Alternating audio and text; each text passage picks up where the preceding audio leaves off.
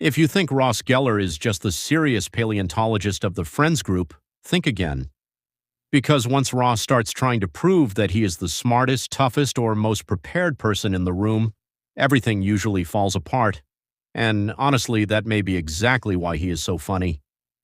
What makes these moments work isn't just the jokes, it's the way Ross takes completely ridiculous situations unbelievably seriously.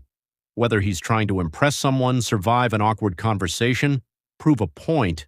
What happens when the smartest guy in the group suddenly thinks he's a martial arts expert?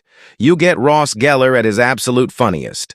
From his ridiculous Unagi obsession to his awkward reactions, overconfidence, relationship drama, and completely unnecessary panic, Ross somehow turns every normal situation into total chaos. And that's exactly why these moments still work. Ross takes everything way too seriously, while Rachel, Phoebe, Joey, and the others are just waiting for him to embarrass himself. David Schwimmer's expressions make it even better. Ross isn't trying to be funny. And that's what makes him hilarious. Which Ross moment is your favorite? Or convince his friends that he has mastered some secret skill, Ross always gives 100%. And that commitment creates some of the show's best comedy. One of the clearest examples is Ross's obsession with self-defense. Rachel and Phoebe take a self-defense class, and instead of simply being happy that they're learning how to protect themselves, Ross decides he has something even better, a mysterious concept he calls Unagi. Ross treats it like he's discovered the ultimate secret to surviving danger. The funniest part is that Rachel and Phoebe immediately realize how ridiculous he's being, but Ross doesn't back down. He keeps explaining, demonstrating, and trying to scare them into believing that his method is superior.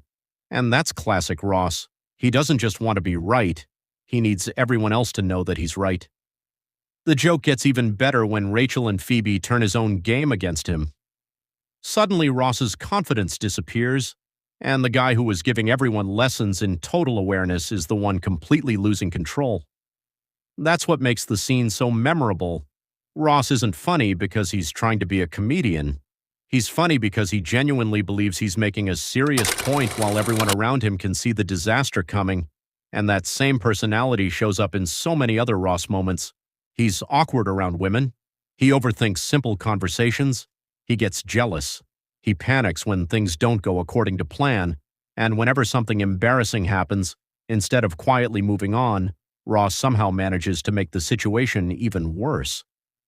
That's where David Schwimmer's performance becomes incredibly important. Ross's facial expressions, nervous movements, sudden changes in tone, and physical reactions turn ordinary dialogue into comedy. Sometimes you can almost see the panic happening in his head before he even says anything. And then there are the situations where Ross tries way too hard to look cool. He can walk into a room with complete confidence, convinced that he's finally got everything under control. Give it a few minutes and that confidence can disappear completely. Whether he's dealing with relationships, fashion, driving, family competition, or some bizarre personal problem, Ross has a special talent for turning a small problem into a full-blown crisis, and somehow that's what makes him relatable.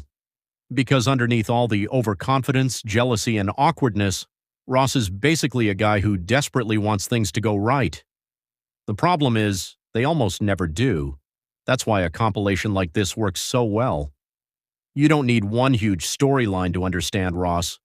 You can watch a collection of completely different situations and still recognize the same character every time.